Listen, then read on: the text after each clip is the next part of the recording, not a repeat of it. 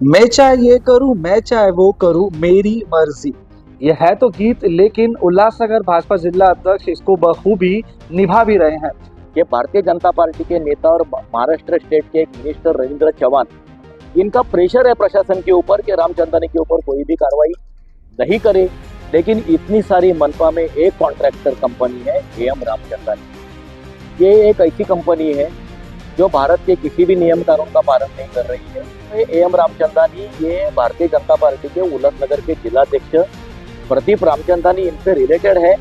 और ऐसा दिख रहा है कि हम जब भारतीय जनता पार्टी से रिलेटेड है तो हमें भारत का कोई भी कानून लागू नहीं होता है। इन्हीं में पगार के लिए इनको चक्कर लगानी पड़ती है, बार बार चक्कर लगाने के बाद में इनकी पेमेंट होती है। देखना ये कि आने वाले समय में इस पे किसी तरीके का फैसला सामने आता है या फिर मंत्री जी का फोन सामने आता है।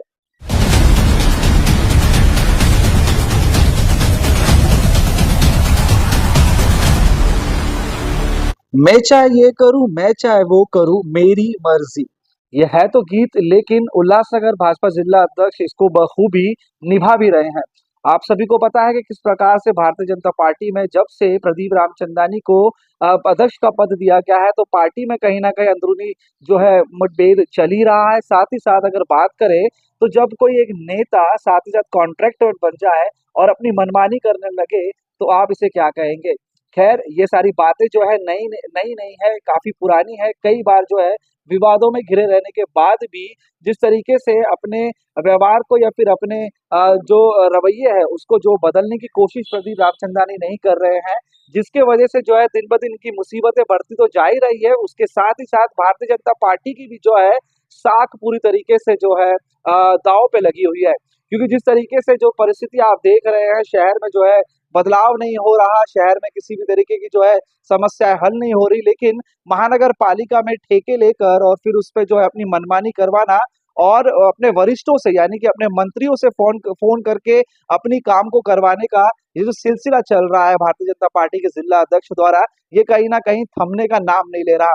अब एक और ऐसे सामने मामला आया जिसमें खुद के ही कंपनी के कर्मचारियों के साथ जो उनकी पगार है उनमें जो है घपला कर रहे हैं, उनमें जो है भ्रष्टाचार कर रहे हैं। ऐसा मामला जो है सामने आया है जिसको लेकर जो है उनके ही कंपनी के कर्मचारी जो है उपोषण पे बैठे, तो कई लंबे समय से जो है इसको लेकर मांग भी कर रहे हैं प्रशासन से। लेकिन प्रशासन क्या कर सकते हैं, आयुक्त क्या कर सकते हैं, जब उन्हें मंत्री जी का फोन आ जाता है तो वो भी दबाव में आ जाते हैं और जो जांच होनी चाहिए उन जांच को जो है बीच में ही छोड़ दिया जाता है। इस प्रकार की मांगों के साथ और मुद्दों के साथ बैठे हैं प्रशासन से किस तरीके से बातचीत हुई इस मामले को लेकर और क्या जो है मांगे।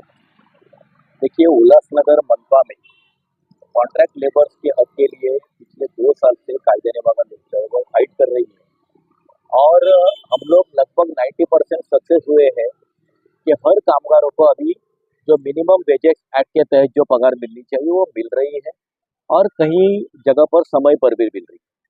लेकिन इतनी सारी मनपा में एक कॉन्ट्रैक्टर कंपनी है एम रामचंदानी। ये एक ऐसी कंपनी है जो भारत के किसी भी नियम कानून का पालन नहीं कर रही है और कमिश्नर साहब के जो समय समय पर आदेश निकले हैं तो उनका भी पालन ये कंपनी नहीं कर रही है।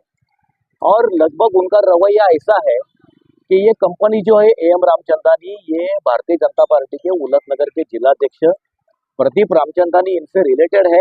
और ऐसा दिख रहा है कि हम जब भारतीय जनता पार्टी से रिलेटेड है तो हमें भारत का कोई भी कानून लागू नहीं होता है, इस तरह का उनका रवैया है। हमने कई बार प्रशासन से इस मामले में बात की है।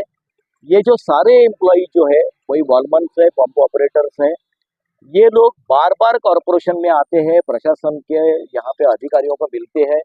हर महीने में पगार के लिए इनको चक्कर लगानी पड़ती है, बार बार चक्कर लगाने के बाद में इनकी पेमेंट होती है और वो पेमेंट भी जो कानून से पगार होनी चाहिए उससे आधी होती है। आपको मैं एक अचरज की बात बताता हूँ कि ये लोग जिस पोस्ट पर काम करते हैं इसी पोस्ट के लिए उल्लासनगर में जो दूसरा कॉन्ट्रैक्टर है वो 20,000 पगार दे रहा है और इनको एम रामचंदानी कंपनी सिर्फ 10,000 पगार दे रही है। इसमें और एक करप्शन की बात है कि एम रामचंदानी कंपनी पगार 10,000 देती है लेकिन कॉरपोरेशन से उसका बिल जो निकलता है वो 20,000 के हिसाब से बिल निकलता है। मतलब इसमें करप्शन भी है। तो कॉरपोरेशन के वाटर सप्लाई के ऑफिसर जो इसके बिल को सर्टिफाई करते हैं, ये बिल जब डीएमसी के पास जाता है वो इसको आगे भेजते हैं फिर अकाउंट ऑफिसर और जो ऑडिटर्स है ये लोग भी इसके लिए, इनके शोषण के लिए जिम्मेदार है। अगर एम रामचंदानी कंपनी को कम पगार देकर ज्यादा पगार का बिल अगर नहीं मिले तो शायद इनका शोषण रुक जाए और कंपनी मजबूर हो जाए कि पूरी की पूरी पगार कामगारों को मिल जाए।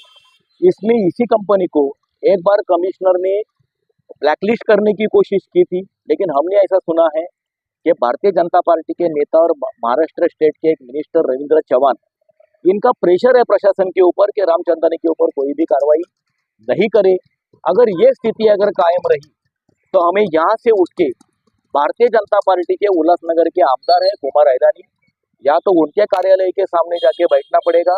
अगर वहीं से भी बात नहीं बनती है तो सीधा डोंबिवली में रविंद्र चौहान जी के कार्यालय के या घर के सामने जाके हम लोग बैठेंगे और लास्ट में भारतीय जनता पार्टी का जो स्टेट का ऑफिस है महाराष्ट्र प्रदेश का, हम वहां पर भी धरना दे सकते हैं, क्योंकि ये जो शोषण इनका हो रहा है इसके पीछे भारतीय जनता पार्टी का दबाव है। नहीं तो हमें इसके बीच में राजनीति लाने की हमें भी कोई जरूरत नहीं थी, लेकिन अगर शोषण के पीछे अगर राजनीति है तो आंदोलन भी राजनीतिक तरीके से होगा। मैं एम रामचंदानी की तरफ से काम करता हूँ। 2 महीने से पगार नहीं है। हर महीना इनको आके बोलना पड़ता है कि हमारा पगार करो, तभी जाके ये लोग पगार देते हैं। वो भी आधा से आधा पगार देते हैं। 5 नंबर में एक कॉन्ट्रैक्टर 20,000 पगार देता है। वही कॉन्ट्रैक्टर हमारा जो है एम रामचंदानी, वो 10,000 पगार देता है। वो भी 10 बार उसके पास जाना पड़ता है, साहब लोग के पास जाना पड़ता है, तभी वो 10,000 पगार मिलता है। 2 महीने से पगार नहीं हुआ है, इसलिए हम लोग इधर अभी बैठे हैं। जब तक पगार नहीं हो रहा है तब तक हम लोग बैठेंगे। कुल कितने लोग जो है काम करते हैं और कितने महीनों से पगार रुकी हुई है? कुल 25 लोग हैं और 2 महीने का पगार रुकी हुई है। इस पे पत्र व्यवहार या फिर जो है प्रशासन से बातचीत होती रही आप लोग? 2 साल से हम लोग पत्र व्यवहार कर रहे हैं, कमिश्नर साहब से भी जाके मिले हैं, लेकिन कुछ फायदा नहीं हो रहा है। अच्छा, जिस तरीके से जो आरोप लगाए जाते हैं इनके कामों के अनियमितताओं में, आप जो है एक वर्कर हैं, तो वो जो आरोप होते हैं वो कहाँ तक सही होते हैं, कहाँ तक सही होते हैं? हमारे ऊपर आरोप है कि उनके ऊपर आरोप है? उनके ऊपर, जिस कंपनी में आप काम करते हैं। हाँ, वो तो जो आरोप लगा है वो सही है, क्योंकि जो है अभी रिजल्ट आपके सामने है। राजनीतिक जो पार्टी से जुड़े हुए हैं पदाधिकारी हैं, उसका कभी उन्होंने उपयोग किया? वही तो है, इसलिए तो नहीं हो रहा है ना। किस तरीके से? अभी सुना था कि उनको ब्लैकलिस्ट किया है, लेकिन रविंद्र चौहान जैसे मंत्री है उनको सपोर्ट कर रहे हैं, इसलिए उनका जो ब्लैकलिस्ट था तो फिर उनको मतलब ये किया है। तो एक राजनीतिक पद का इस तरीके से गैर उपयोग करते हुए जो है भाजपा जिला अध्यक्ष नजर आ रहे हैं। इसके साथ ही आपने देखा होगा कि जिस तरीके से शहर के अन्य और भी जो विवाद है, जो कि व्यापारियों से जुड़े हुए विवाद है, उनमें भी हस्तक्षेप कर रहे हैं। पूरी तरीके से सामने नहीं आते हैं, लेकिन अपनी पोस्ट को लेकर जो है लगातार इस तरीके के काम करते आ रहे हैं। अब एक और जो मामला सामने आया है, इस पर किस तरीके से जांच होनी है ये देखना काफी जो है दिलचस्प होगा, क्योंकि इसके पहले ही जो है कंपनी को ब्लैक लिस्टेड करने का जो है प्रक्रिया उल्लासनगर महानगर पालिका के आयुक्त अजीत शेख जी ने जो है शुरू किया था। लेकिन जिस तरीके से हमने कहा कि एक फोन कॉल आता है मंत्री जी का और दबाव डाला जाता है, जिसकी वजह से जो अधिकारी है वो भी पूरी तरीके से कोई निर्णय नहीं ले पाते हैं, जिसकी वजह से शहर में जो है इस तरीके की गतिविधि लगातार भाजपा जिला अध्यक्ष करते आ रहे हैं। देखना ये कि आने वाले समय में इस पे किसी तरीके का फैसला सामने आता है या फिर मंत्री जी का फोन सामने आता है। कुणाल कपूर, बोल इंडिया।